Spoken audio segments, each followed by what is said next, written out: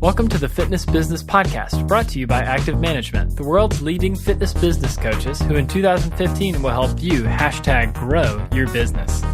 This is the world's #1 podcast for fitness business owners and managers. We interview real owners and learn what has been working for them to make them so successful. Here's the host of the Fitness Business Podcast, Chantal. Welcome everyone to our very first best of show for the Fitness Business Podcast. I actually can't quite believe that we're already at 20 shows. I've got to tell you, it's been such an amazing experience for me personally. You know, not only have I had the opportunity to sit here and deliver this content to you guys, I also have learned so much along the way myself. So it's been a fantastic opportunity. Now, as promised, today is our best of show. It's really a chance to look back on the best advice, the best tips, the best ideas, and the best lessons that our amazing guests have shared with us. Now, there are so many ways that I could break down this content, and I've got to tell you, I've thought of all of them, but I really think the best way to make it the most relevant to you is to do it by category. So feel free to either listen from start to finish or just skip straight through to the business topics that are most relevant to you. I hope that sounds okay. Now, needless to say, I desperately wanted to include something from every single one of our first 20 shows, but we would have been here for a very long time. So I've had to be quite strict, and we might find that we need to do a second best of show very, very soon. Now, really important, don't run away straight after the show because there is more. We've actually got Richard Betty, who is the CEO of Exercise New Zealand, who drops by to tell us all about FitX New Zealand, which is coming up later in the year. And then we're also going to hear from one of our fantastic listeners, Shane McKenzie, who is the Managing Director of the Hybrid Zone, a facility based in Perth, Western Australia. And he stops by to tell us why he loves the show. So I love that, and it'd be great for you guys to listen in and hear all about that. Now, certainly last but not least, I'm going to be announcing, finally, I'm going to be announcing the winner of our amazing September prize. It's the Ambit 3 heart rate monitor, and it is valued at $600. So I hope you entered the draw. So make sure you stay tuned right to the very end to hear who the lucky winner is. Okay, so on to today's show. Now, in order of appearance, here's what we've got to look forward to. We're starting off with Amanda Vogel, who's going to talk to us about social media. Bill McBride shares his experience on strategy. We've got Steve Jensen talking to us about sales. Mark Miller gives us insights on leadership. And last but not least, Brian O'Rourke is our guru on technology. So there's lots and lots to look forward to. So let's get cracking. We're going to start way back in show number 4, where social media expert Amanda Vogel shared her top 3 tips for efficient social media management.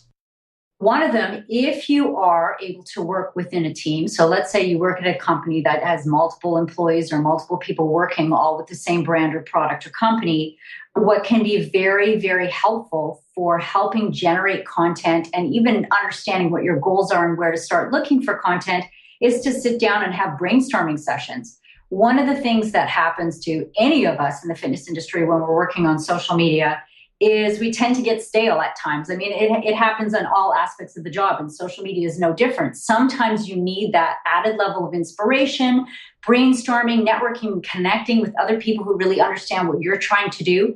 And it kind of just helps you generate ideas and get all kinds of, content in your brain that you can put down on paper and then ultimately put up on social media. So that's one thing that I suggest in order to keep things efficient, because when you start to feel stale with the content you're putting out, it becomes that much harder to get the content out and more time consuming, and you tend to put it off. Another thing that I would suggest doing, and actually this is sort of two parts to the efficiency here, devote some time each week to sit down and work out what your posts are going to be for the next week if you haven't already. So that might mean taking what you brainstormed about and figuring out, okay, how do I create that into a post, maybe with imagery? Where do I find content like that online? So you start to do the research and the creation so that you've got the content you need for the posts. And then related to that, and at the same time, you start pre-scheduling your content. That is something that has been very, very useful for me. So whether it's Facebook or Twitter, I sit down and I pre-schedule content according to, again, goes all the way back to what I said earlier, the goals and the strategy for each social media account. So I use a platform called Hootsuite to pre-schedule tweets for Twitter.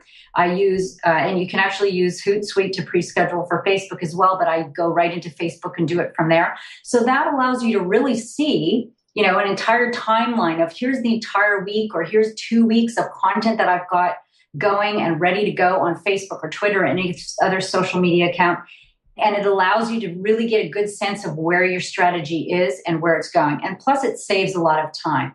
Now, I will say that I'm not suggesting people just pre-schedule content and then go away and don't come back for 2 weeks, right? So what you're doing is you're just creating the skeleton or the outline for how your strategy is going to go within a week or 2 weeks. And then you come back every day still and you interact. You see what's going on social media and just kind of fill in the blanks that way. But it can be done in short little chunks from there, 5 minutes, 10 minutes. And then the last thing that I would say for efficiency is when you're doing all this, sit down at a computer and do it. It is very hard to pre-schedule and figure out all your content in when you're thinking strategically, when you're trying to do it all from mobile. Mobile is more what you do when you're checking in throughout the day. But if you are creating a strategy as a fitness business using social media for marketing, it's actually more efficient, in my experience, to sit down at a computer and do it that way.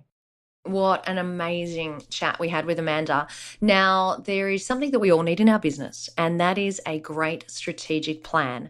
So now we're going to jump over to show 6 with my chat with Bill McBride, where he shares 3 critical components to a strategic plan. Just 3? Just 3. I mean, and some of this is going to sound redundant. If you narrow it down to 3, then I've got to broad stroke it a little bit. Yeah.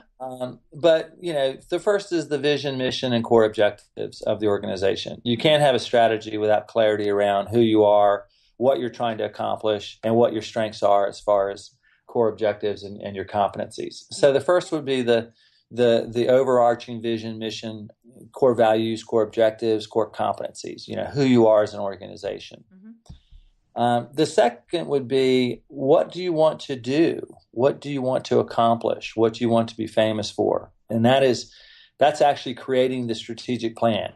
We would like to be X by Y. We would like to accomplish being the dominant source for fitness, information, education, and inspiration in our community by whatever date.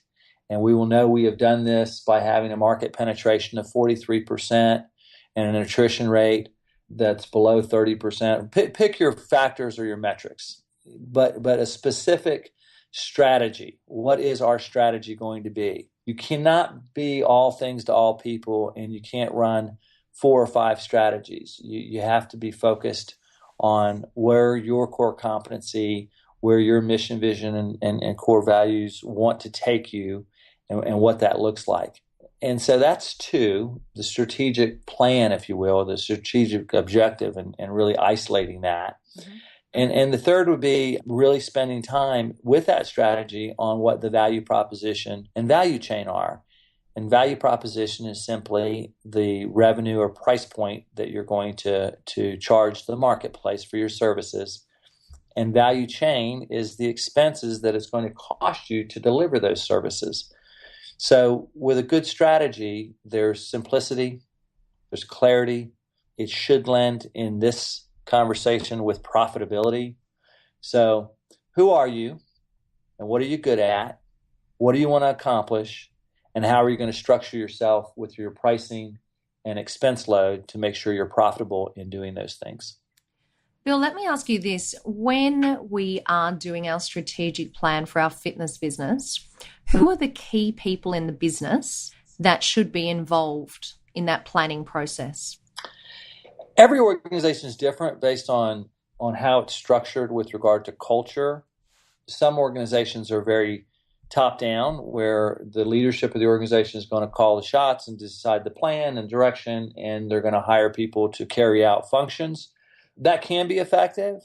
Typically lack of involvement equals lack of commitment. So I'm a believer that the deeper you go with involvement in the organization to the strategic planning process, the more commitment you'll have towards that plan. So does that mean go down to frontline employees or go down to department heads or stop at directors and managers? I'm not sure. I think every organization is different. But I think once you have the core aspects of an involved, collaborative strategic plan with the leadership and stakeholders in an organization, you should take that out to the rest of the entire company and create conversation and involvement and communication around what that plan means, how we got to that plan, why we chose this direction, and really get in there and have people get enrolled in it. I don't like the term buy-in because it sounds like you're trying to get somebody to buy into your ideas versus understand and agree to the principles involved. So the word you're looking for here is enrollment. You want people to enroll in this strategy. You want people to enroll in this direction. So I think that while you might have to craft the core aspects of it at somewhat of a more senior level, you have to have enrollment throughout the entire organization. Loved that chat with Bill. Now, let's head into our next section, the subject that everyone wants to know about, and that subject is sales. Now, Steve Jensen is our sales guru, and he talked to us about the 3 key areas that a fitness business needs to focus on to increase their sales. Let's dive into show number 7. If the clubs or the studios are able to make sure that they have the right social media, Facebook's a big deal these days, Instagram, making sure that their SEO is done correctly and we're getting the leads, they need to contact the lead quickly. That telephone call needs to be done within that 2 minutes. Gone are the days of waiting. You need to make sure that if you leave a message, it needs to be an exciting message, and tell them you're going to call them 2 or 3 times throughout the day. And if they don't want to hear from you, just let you know. And always send them an SMS, because the take-up of email is about 7%. People don't read emails anymore. You should always send them an SMS. That's number 1. Number 2 would be make sure that your phone work, when you do get in contact with the person, it's quality. Now, you need to have a prompt. Do not use a script. Make sure you use a prompt. And make sure that you practice the prompt and go off the page. In other words, have your ink spots. In other words, things that you'll teach them in your little cockpit. Make sure that you mention that you are unique. That means that you are able to then, have the person want to come and see you because they can't go to the competitor. Everyone says they know this, but they don't do it, and they certainly don't practice it. But the telephone work needs to be practiced, and I recommend that all telephone work should be recorded so you can review it. And the last thing would be make sure you do your very best to inspire the close. Do not try to close just on a deal. It should just be a little bit of a carrot at the end. You need to inspire the person to want to train with you or your team of experts. People want to do business with experts. If you've inspired them and they say, wow, I couldn't get this anywhere else, they'll want to part with their money, because the pain of actually giving you the money will far outweigh the pain of actually working with someone that's not as expert as you, or they don't have the uniqueness of your business. So the close needs to be succinct, and it needs to be, timed correctly. And that does take practice as well. This next one is still one of my all-time favourites. It's show 15, and Mark Miller talked to us about leadership. It was actually hard to pick just one section from this interview, but this is where Mark told us about his top 3 tips for new managers starting out in the industry. I think the first one would be that you have to take it upon yourself to grow and learn. Don't expect others to do it for you. And at the same time, don't fear, the people who try to look at you and go, God, you're always constantly reading or always trying to learn, or, they might be the naysayers. Mm-hmm. In this industry, it's rapidly changing. We must grow just like a business. If we grow, we don't die. So I believe that growth is imperative, and not just fitness related knowledge. I think it has to be personal, professional, and family. There's a lot of the things that I've learned over the years I've used to make my communication better with, whether it be my beautiful wife or my awesome kids or my family in general. And, I even try to do the same thing with my leaders. Is I'll give them a book on financial management, or I'll give them a book on the 5 love languages of communication and how it can improve them, because we grow as individuals. And nowadays, I don't believe there's that work-life balance. I kind of believe it's all meshed together and they all overlap. So part of your growth has to be taken upon yourself. I think number 2 tip I would give them is to go find mentors, people that they look up to and that they can connect with, and ask them questions, talk with them, learn from them if you can. I learned a long time ago that there are, 2 types of people in life. And I got to pardon my French for this, but there's the a-hole list. These are the people who are afraid that you're going to be better than them and they try to keep you down. And then there's the good guys list, the great ones that share everything and want everyone to succeed. I actually learned this when I was doing my master's thesis after a few strength and conditioning coaches refused to send me their plans.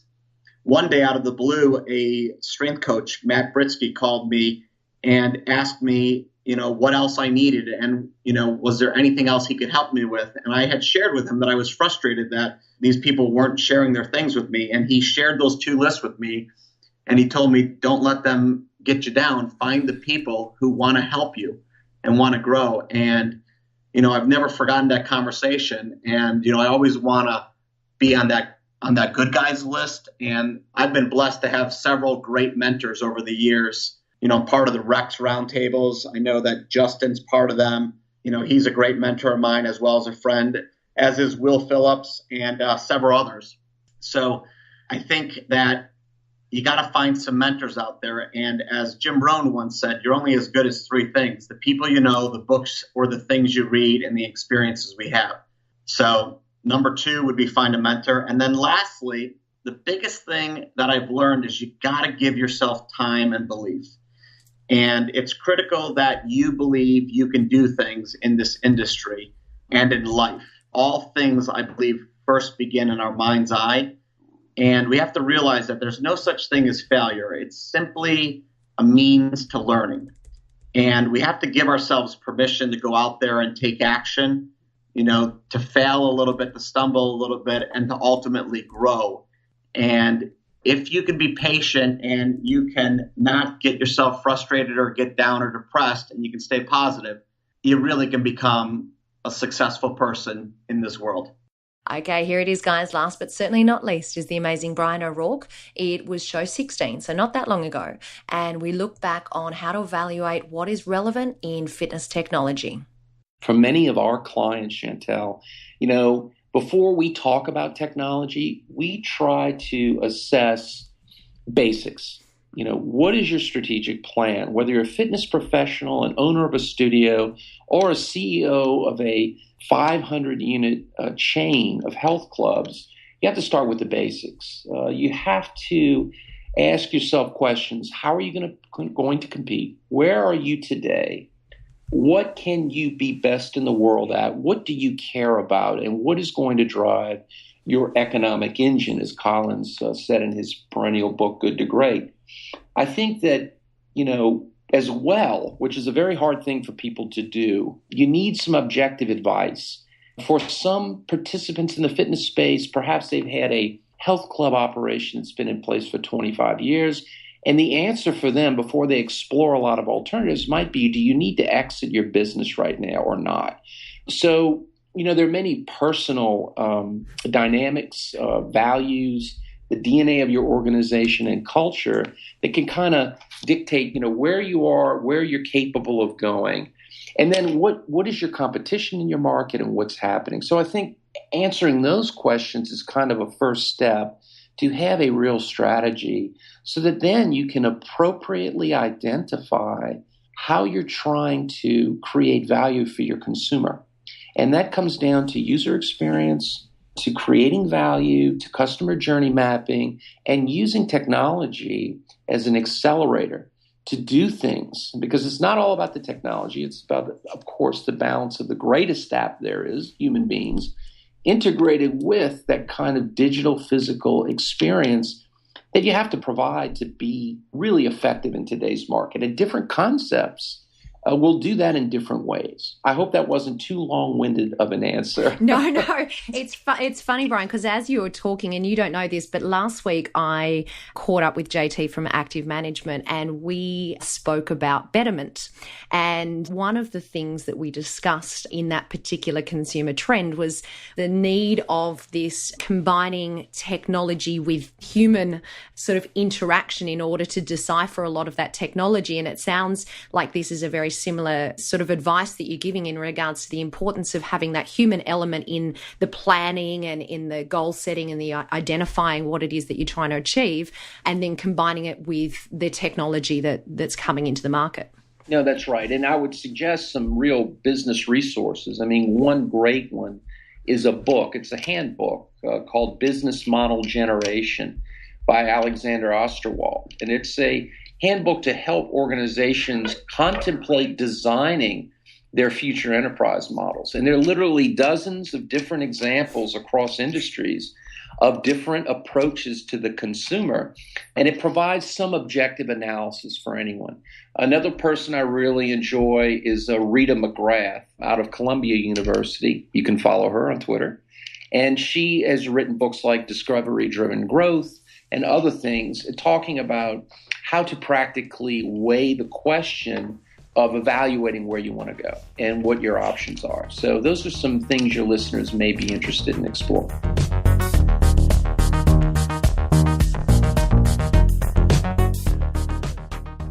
How bloody good was that? I mean, seriously, we are so lucky to have guests like that on the show. People that are willing to share their experiences, just amazing. So that reminds me, next week's show is an absolute ripper. Our guest next week is Robbie Kelman-Baxter. She's the author of The Membership Economy.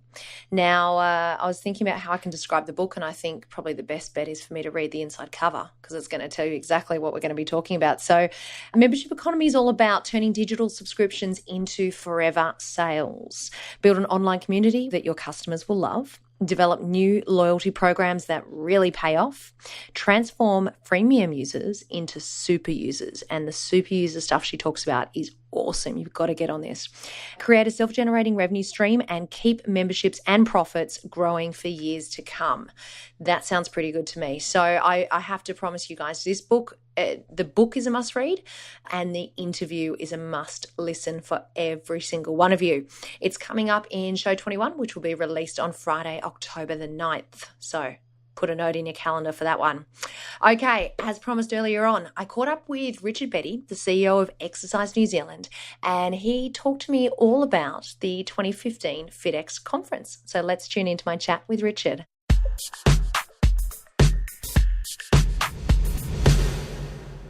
Okay, Richard, so do you want to start off by telling us all about FitX? Sure. So FitX is the conference in New Zealand for the fitness and exercise industry, and it's been going actually 10 years now. So 2015 is our 10-year anniversary, and it's designed for the entire fitness and exercise industry. So whether someone works as an exercise role, in a management role, a small studio, or they run a yoga class, we have sessions for all those different groups and all those different types of people. Well, happy 10th birthday to FitX in that case. Yeah, or not quite a teenager, is it? No, exactly. Yeah. And what's the dates of the conference this year? So we hold it on the fourth weekend of November. So this year it's the Saturday, Sunday, 21st, 22nd of November, with pre-conference full-day events on the Friday. So that's Friday the 20th. So 20th to 22nd is the 3 key days. Excellent. And give us a few more examples. Who should be attending FitX? Well, I'd say there's two broad groups. There's the exercise practitioners, and by that I mean personal trainers, gym instructors, group exercise instructors, and then there's the sales, management, admin people. And we make sure, in fact, the byline we use is the science and business of fitness and exercise. And so if you think about it as whatever role you might be in, you might be more interested in the science and the exercise component, or you might be more interested in the business behind the fitness and exercise product, or you might be interested in both, but we make sure that we cater for both groups because it's quite different. And if you think about it, for example, a small studio owner, they're probably after both of those. They want the latest fitness trends, but they also want to know, okay, what about member retention or, introducing new products into my business? And so we make sure that we introduce both of those elements into the conference. Excellent. So, Richard, do you want to go into a little bit of detail about what attendees might expect to learn during the conference? Sure, absolutely. And so I suppose I remember when I first went to a conference, I was actually blown away. And I remember after about 3 sessions, I felt my brain was full. One of the things you find at conferences when you've got, really world-class speakers is that there's just so much that you can take away. And at the same time, there's so much you can choose from. In fact, the biggest complaint we get about our conference is the fact that, but there were 5 sessions I wanted to go to in one time slot. And I actually, to be honest, sort of have to go, yeah, that's grade A, because I don't think we want to change that. It's a pretty good problem to have, isn't it? It is. It's a positive problem. So rather than, we could fix that. We could get rid of 4 of the great sessions for you.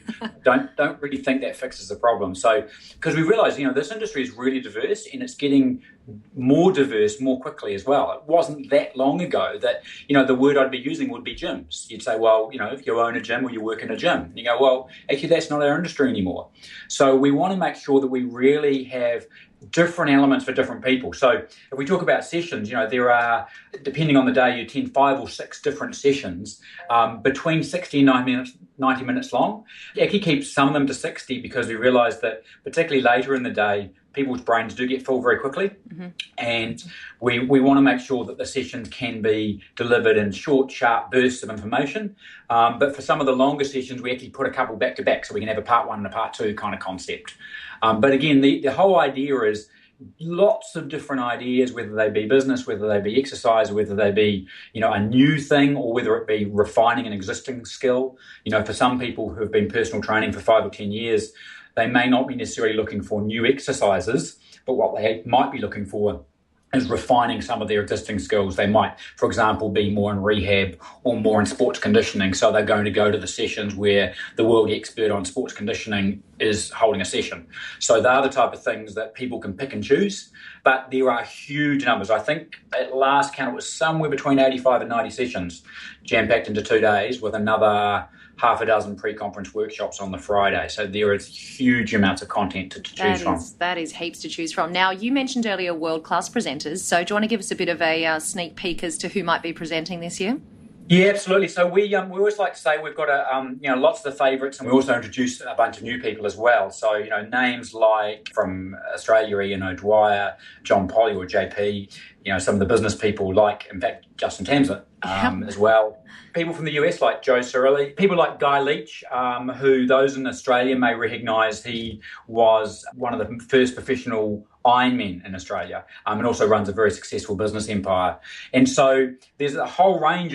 We have yoga instructors who are some of the best in the world as well, and we have them from all around New Zealand because we've got some of the best already in our backyard. But also we make sure that we bring some in from other countries so that we get lots of different diversity. So lots from Australia, lots from the US. We bring some from across Asia and the UK and Europe as well. So again, huge number of presenters, some of which, if you've been to sessions before, you'd look at them and you go, I know those names.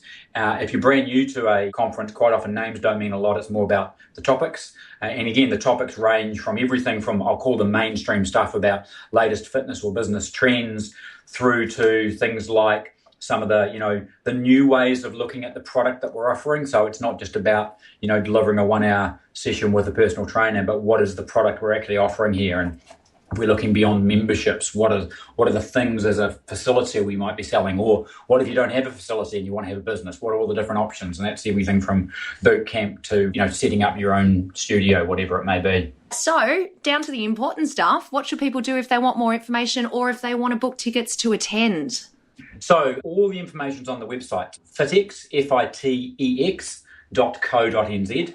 And on the website, we've actually got a really good interactive system where you can sort of click on a presenter. It'll tell you all the different sessions they're doing. And then you can look at, for example, I like those kind of sessions. You can then click on that session kind of topic, and then it will give you all the other presenters in that range. So it works better than a piece of paper where you're not having to flick back and forward between pages. You can actually, it's very interactive.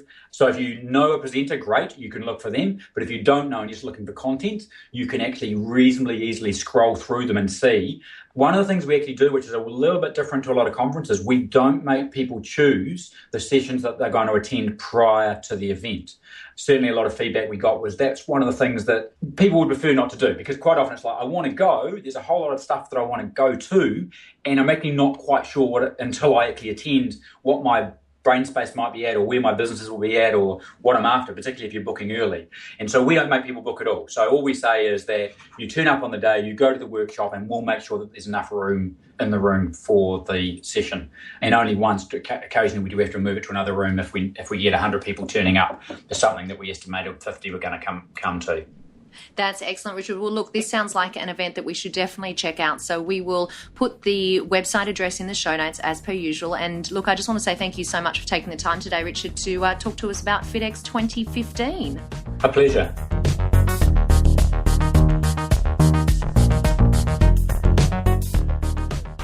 Now, you might recall last month was our first listener interview with Emmett Williams from MyZone.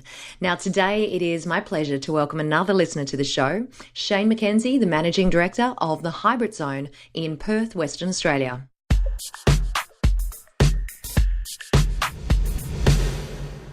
Okay, I would like to introduce our very special listener for today. It's Shane McKenzie, who is the Managing Director of the Hybrid Zone. Welcome to the show, Shane. Thanks for having me, Chantal. Now, do you want to start off by telling everyone a little bit about the Hybrid Zone? Yep, so we are relatively new. We've actually opened doors only about 7 weeks ago. It all started, 3 of us, a guy called Darren and a guy called Alan. We all worked together at another gym for a good 10 years together. And we just decided to branch out on our own into like a functional training studio. So we got everything together and we started, probably this time last year. And it's been a good 12 months in the making, but just opened doors, and we basically run 45-minute classes, 6 classes a day, 33 a week. We do half cardio, half strength, which is called our hybrid classes. And then we also run straight cardio, straight strength. And we also do boxing classes. It is very, very early days, but how's the first 7 weeks been? Surprisingly really good. I wasn't quite sure what to expect. I've never built a business from the ground up. So that was definitely a challenge. We've moved into a completely new area with a completely new name, and the concept is relatively new as well. So it's been a huge challenge, but so far we've done probably better than expected, I would say.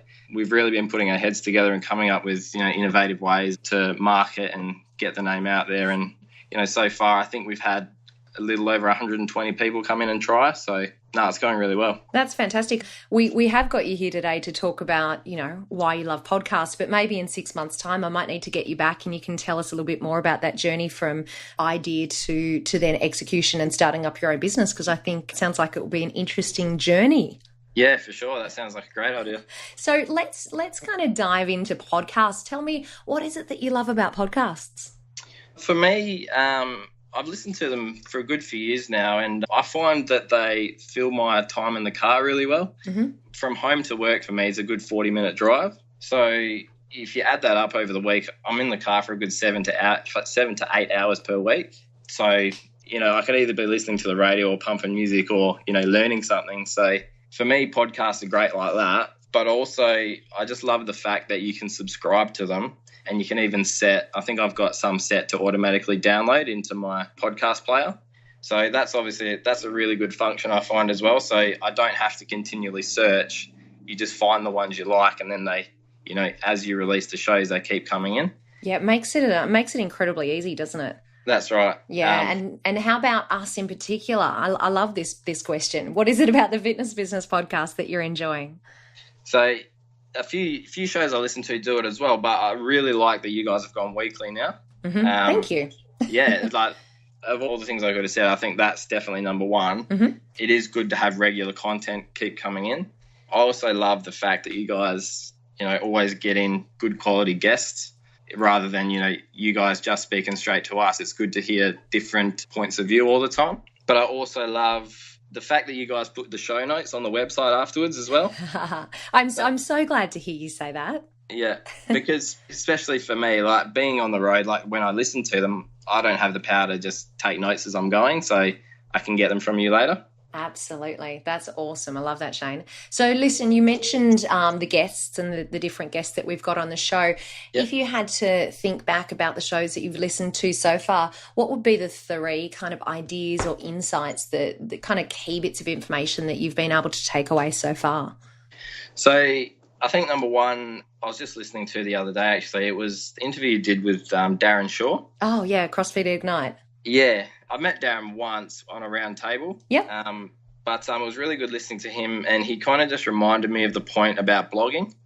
Yeah, he was right into his blogging, wasn't he? Yeah, and I'd been toying with the idea for ages, but the way he put it just made me think, I've got to do this. So about 3 weeks ago, I started the blog on our website, and I've got me and one of the other guys, we alternate weeks now. And I just find it's really good for, search engine optimization with Google and that as well. We make sure we're using a lot of keywords in all of our stories and that, but also then we get to share what we've put on Facebook as well. So it's a good kind of, 2 birds, 1 stone kind of thing. That's really cool, Shane. And the other thing is that I love about that is that, JT talks about it quite a lot when he's on the show, and that is it's one thing to hear the ideas or to get the advice from some of the guests that we have on the show, but it's another thing to go about and implement it within your business. Yep. So it's a really great example of a takeaway that you've gotten from the show that you've been able to implement and make it relevant for your business. So that's great. Yep. And the other one, Michael Jordan, you had him on. It was a little while ago now, but it still stands out in my mind, some of the stuff he said.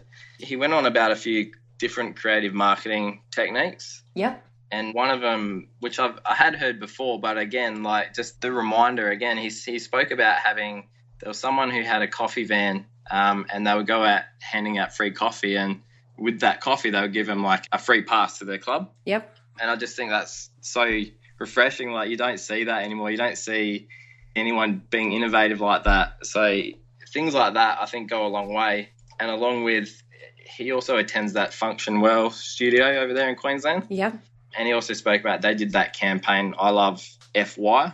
Ah, that's right. Yeah. You got a good memory. That was a while ago, that interview with MJ.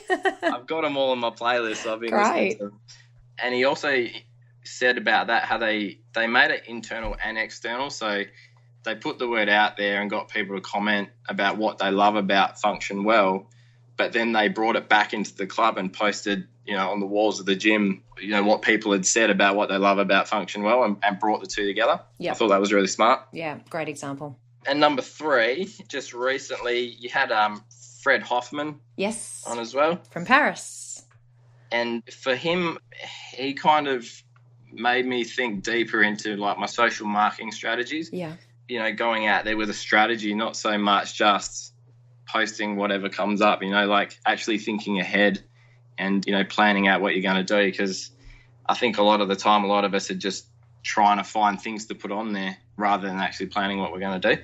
Yeah, I think it's a really good point, Shane. There is this tendency, because we're so busy all the time, especially for the listeners that are sole traders and kind of one-man bands, there is that tendency to do, when it comes to social media, to be a little bit ad hoc and kind of just do things day by day. So you're right, it was great advice from Fred about planning in advance. And I think Amanda Vogel said the same thing as well, the importance of having that pre-planned schedule for your social media. Yeah, for sure. Yeah. That's cool. At the time that we're recording this interview, Shane, you might not have heard it yet, but just going back to what you're talking about, MJ, Reese Kudafani was our guest on Show 17, and he actually did a similar thing with that coffee idea. And he owns an Anytime Fitness, or a number of them, and he actually uses the coffee idea as like a bit of a local love for the community. And goes out with a branded coffee cart to like the kids' soccer games and stuff like that. And he asks for a gold coin donation in return for the coffee. But then the gold coin donations that they collect from that session actually then gets given back to the club. that they're visiting. Yeah, which is actually another really nice idea, because it's kind of, I guess, it's along those same lines as what MJ was talking about. It's that kind of subtle marketing, but you're actually connecting with the community and giving back to the community at the same time. So it's a great idea.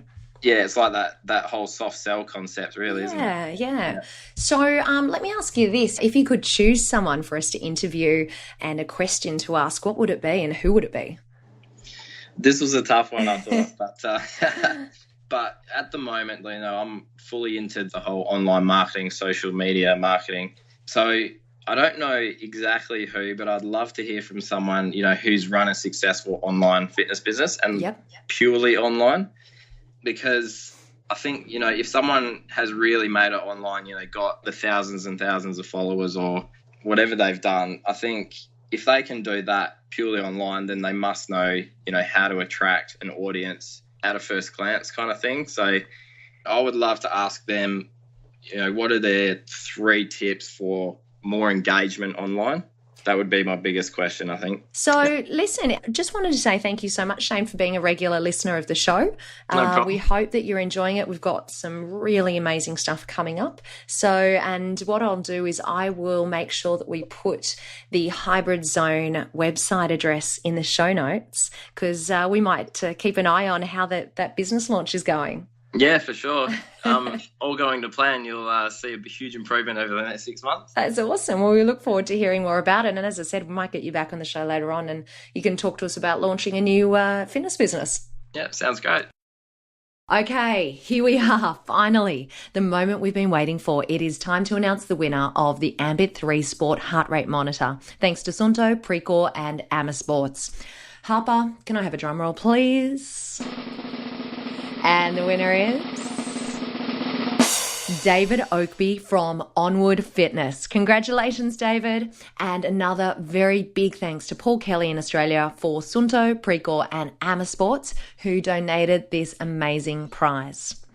That's it. That is it for today's massive show. Don't forget, Robbie Kelman-Baxter is joining us next week. Do not miss that one. In the meantime, if you've got any suggestions, any comments, any feedback about the show, send me an email to chantal@activemgmt.com.au. If you want to check out any of the full interviews, so I only gave you little snippets today. If you want to check out the full interviews from any of our best of guests, just head over to the website. It's fitnessbusinesspodcast.com, and you can listen to the full show and also find all the contact details and the links in those show notes. That's it, guys. Until next week, what you leave behind is not what's engraved in stone monuments, but what is woven into the lives of others.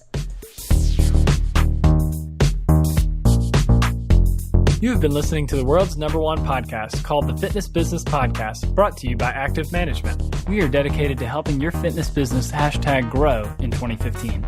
Check out www.activemgmt.com.au for resources, tools, and more to help you.